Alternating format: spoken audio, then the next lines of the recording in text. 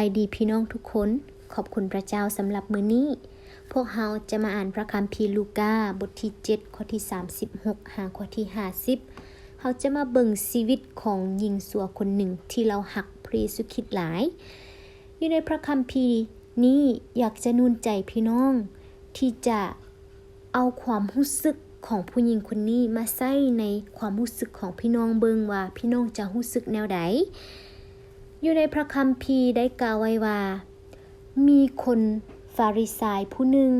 ได้เชิญพระเยซูเจ้าไปรับประทานอาหารกับตน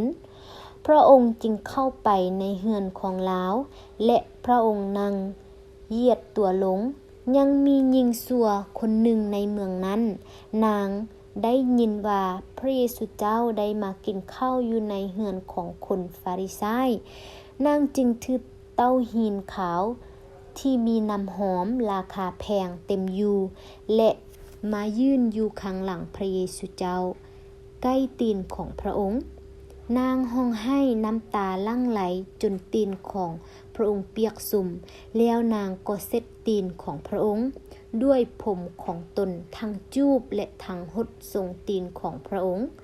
ด้วยน้ำหอมนั้นเมื่อคนฟาริสายผู้ที่เชิญพระองค์มาเห็นดังนี้เราก็คิดในใจว่า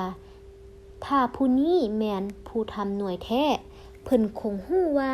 หญิงที่กำลังแตะต้องตนนั้นเป็นผู้ใดเพิ่นคงฮู้ว่านางเป็นคนชั่วแล้วพระเยซูเจ้าก็กล่าวแก่ซิโมนว่าซิโมนเอ๋ยเฮามีสิ่งหนึ่งที่จะกล่าวกับเจ้าซิโมนตอบว่าเชิญกล่าวมาเลยอาจารย์เอ๋ยพระเยซูเจ้าเริ่มกล่าวว่ายังมีชาย2 คนที่เป็นหนี้เงินของเจ้าหนี้คนหนึ่งเป็นหนี้เงินอยู่500 เหรียญและคนหนึ่งอีกเป็นหนี้เงินอยู่50 เหรียญเมื่อบ่มีผู้ใดสามารถจะใช้หนี้ได้เพิ่นจึงยกหนี้ให้พวกเขาทั้ง2ใน2 คนนี้แม่นผู้ใดที่จะหักเจ้าหนี้หลายกว่ากันซีโมนตอบว่าข้าน้อยคิดว่าคงจะแม่นผู้ที่เพิ่นได้ยกหนี้ให้หลายกว่านั้นพระเยซูเจ้าตอบว่าเจ้าคิดถูกต้องแล้วเมื่อพระองค์เลี้ยวเบิ่งหญิงคนนั้นแล้วก็กล่าวแก่ซีโมนว่าเจ้าเห็นหญิงคนนี้บ่เฮาได้เข้ามาในเรือนของเจ้าและเจ้าบ่ได้ให้น้ำสำหรับล้างตีนของเฮาแต่หญิงผู้นี้ได้ล้างตีนของเฮาด้วยน้ำตา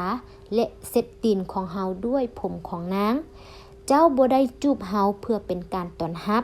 แต่หญิงผู้นี้ตั้งแต่เฮาเข้ามานางบ่ได้เซาจูบตีนของเฮาเลยเจ้าบ่ได้เอาน้ำหอมหดหัวของเฮาแต่นางได้เอาน้ำหอมราคาแพงหดตีนของเฮาฉะนั้นเฮาจึงบอกว่าเพราะนางฮักหลายจึงพิสูจน์ให้เห็นว่าการบาปทั้งหลายของนางได้รับการอภัยแล้วแต่ผู้ใดที่ได้รับการให้อภัยน้อยผู้นั้นก็หักน้อยและพระเยซูเจ้าก็กล่าวแก่หญิงนั้นว่าการบาปทั้งหลายของเจ้าได้รับการอภัยแล้วส่วนคนทั้งหลายที่นั่งรับประทานอาหารร่วมกับพระองค์ต่างก็เริ่มคิดในใจว่าผู้นี้แม่นผู้ใดที่กล้าให้อภัยการบาปพระเยซูเจ้ากล่าวแก่หญิงนั้นว่าความเชื่อของเจ้าได้เฮ็ดให้เจ้าพ้นแล้วจงไปเป็นสุขเถิด